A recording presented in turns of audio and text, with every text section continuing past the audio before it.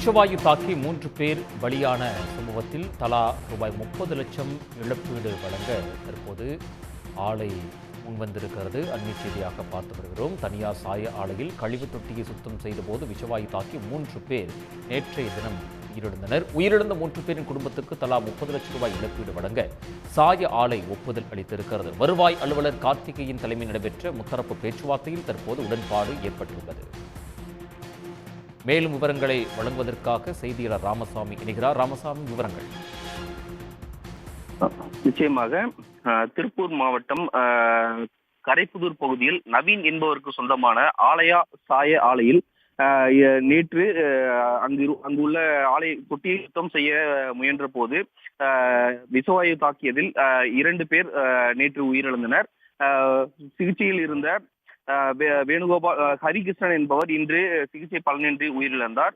மேலும் சின்னசாமி என்பவருக்கு தீவிர சிகிச்சை அளித்து வருகின்றனர். இந்த நிலையில் இந்த சம்பவம் தொடர்பாக மாவட்ட ஆட்சியரின் உத்தரவின் பேரில் மாசு கட்டுப்பாட்டு வாரிய அதிகாரிகள் சம்பவம் நடந்த ஆலையை ஆய்வு செய்து மேற்கொண்டு வருகின்றனர். இவர்கள் கொடுக்கும் இறுதி அறிக்கையின் அடிப்படையில் அந்த ஆலையின் மீது நடவடிக்கை எடுக்கப்படும் என கூறப்பட்டு வருகிறது. மேலும் இந்த சம்பவத்தில் ஆலை உரிமையாளர் நவீன், பொது மேலாளர் தனபால், லாரி ஓட்டுநர் சின்னசாமி மற்றும் சூப்பர்வைசர் ஆகியோர் மீது பல்லடம் போலீசார் வழக்கு பதிவு செய்துள்ளனர். குறிப்பாக 3 பிரிவுகளின் கீழ் வழக்கு பதிவு செய்து விசாரணை மேற்கொண்டு வருகின்றனர். இந்த நிலையில் இறந்தவர்களின் உடல்கள் திருப்பூர் அரசு மருத்துவமனையில் வைக்கப்பட்டு இன்று 10 மணி முதல் பிரேத பரிசோதனையானது நடத்தப்பட்டு வந்தது.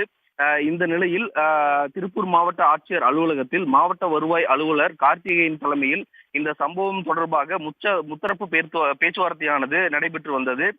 இதில் பாதிக்கப்பட்டவர்களின் தரப்பில் இழப்பீடாக 42 லட்சம் தலா ஒருவருக்கு வழங்க வேண்டும் எனவும் பாதிக்கப்பட்டவர்களுக்கு உரிய நீதி கிடைக்க வேண்டும் எனவும் கோரிக்கை விடுத்திருந்தனர்.